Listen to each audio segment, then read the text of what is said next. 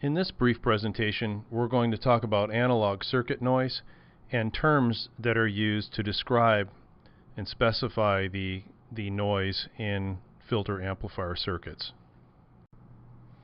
We want to introduce some terms for noise specs.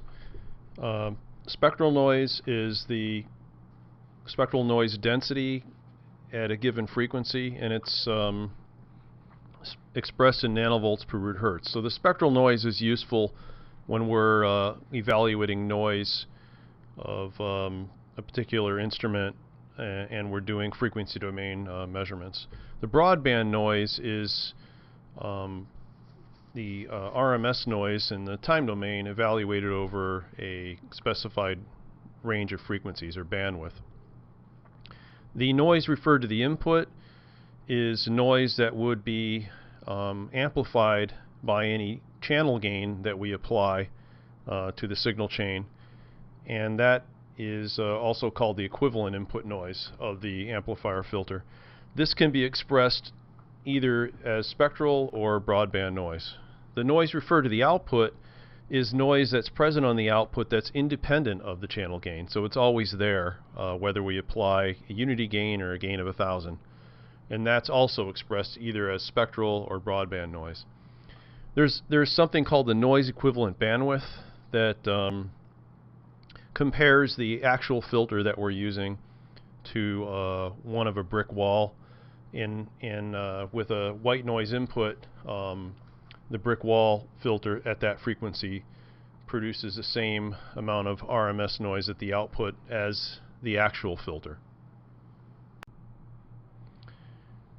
So active circuits that we've been talking about, active filters, active amplifiers, generally have spectral noise that has two primary components. One would be the low frequency component, which varies as 1 over F. That's sometimes called the flicker noise of the circuit. And then we have the medium to high frequency component that is flat versus frequency in general, and that would be the white noise component of the circuit. And where the breakpoint is between the flicker noise and the white noise is the 1 over F corner. Typical devices today have a 1 over F corner of in the order of 10 to 100 hertz. The spectral noise and the broadband noise are related by an integral, where the broadband noise is the square root of the spectral noise squared, integrated over a range of frequencies.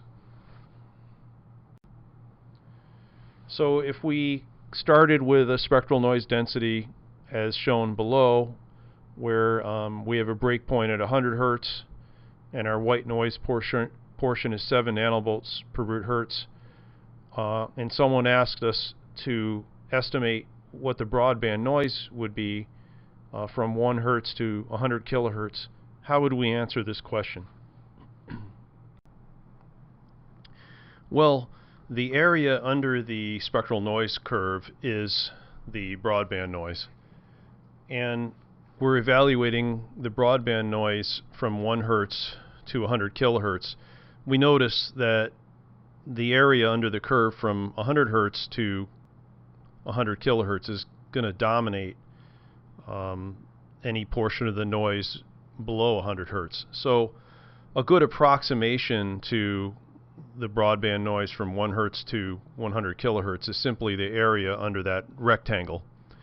And that is 7 nanovolts per hertz times the square root of the bandwidth, 100 kilohertz, and we come up with a 2.21 microvolts RMS. Often we're in the lab with an oscilloscope and we're trying to measure noise. With an oscilloscope, it's easier to interpret the noise as peak to peak rather than RMS. And for a white noise source, which has a normal distribution, the 1 sigma noise level is the RMS noise. Commonly accepted in the industry is a definition of peak-to-peak noise equal to 6.6 times the RMS noise level. At 6.6 times the RMS noise level, the noise waveform will be less than this level 99.9% of the time. There's another term called the crest factor, which is defined as the ratio of the peak-to-peak noise to RMS noise. So the crest factor of a white noise source is 6.6. In combining multiple uncorrelated noise sources, we add those noise sources geometrically, or as the root sum squared. That is true for RMS noise sources or spectral noise sources. This equation is very handy when we're trying to combine RTI related noise and RTO related noise, because the RTI and RTO noise components can be considered uncorrelated. Noise equivalent bandwidth. So to estimate how much noise in the broadband sense goes through a filter, we can use the concept of noise equivalent bandwidth. In this chart shows the noise equivalent bandwidth for a single pole filter all the way up to our 8-pole flat and pulse filters. The noise equivalent bandwidth of the single pole filter is 1.56. The flat and pulse mode filters almost have a noise equivalent bandwidth of 1, which is what a theoretical brick wall filter would have. So, as an example, if you took a real pole, single real pole filter with a cutoff of 1 Hertz, it has a noise equivalent bandwidth to a brick wall filter that would be set at 1.56 Hertz. But let's suppose we had an amplifier with the following specs: noise RTI 7 nanovolts per root Hertz. That would be above a breakpoint of 100 Hertz. Noise RTO 200 microvolts RMS. That's measured from 3 Hertz to 100 kilohertz. The gain setting is 50.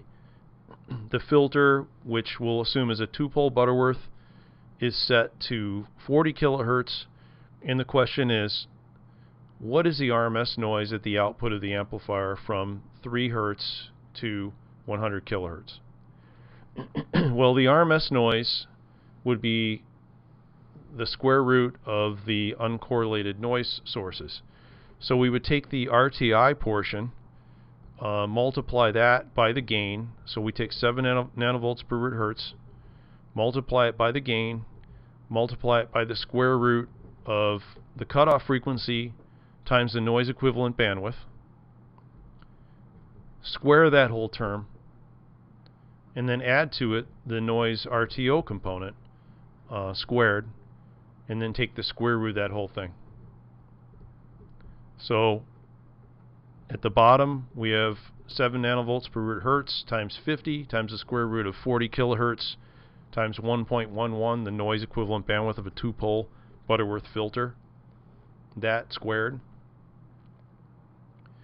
We take 60 microvolts, the noise RTO, square that, add it together, take the square root, and we get 95 microvolts RMS.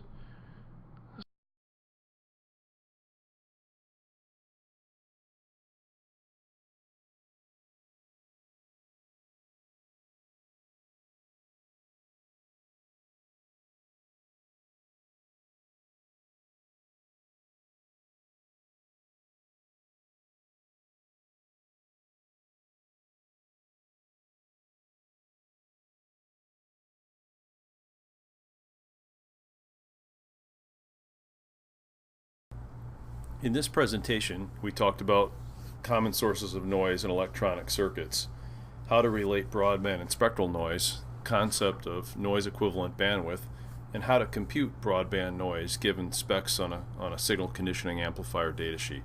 I hope you found this presentation to be useful. Thanks for listening.